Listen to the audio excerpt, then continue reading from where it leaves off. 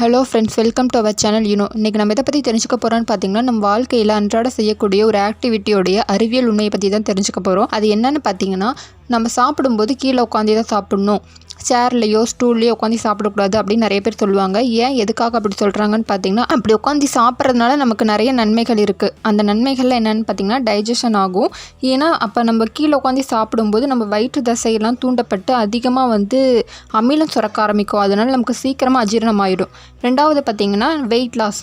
நம்ம உட்காந்து எந்திரிக்கும் போது நம்ம உடம்புல இருக்க கொழுப்பு குறைஞ்சி கண்டிப்பாக வெயிட் லாஸ் ஆக சான்ஸ் இருக்குது. மூணாவது பிளட் சர்க்குலேஷன். நாலாவது நம்ம தசை மூட்டு வலி இதெல்லாம் கம்மியாகும். ஏன்னு பார்த்தீங்கன்னா, அது ஒரு ஆசன ஸ்டேஜ். நம்ம அப்படி யோகா செய்யும்போது நம்மளுடைய வலிகள் எல்லாம் குறையறதுக்கு சான்ஸ் இருக்குது. இதே மாதிரி இன்ட்ரெஸ்டிங்கான வீடியோலாம் பார்க்க எங்கள் சேனலை சப்ஸ்கிரைப் பண்ணுங்கள். பாய் பாய்.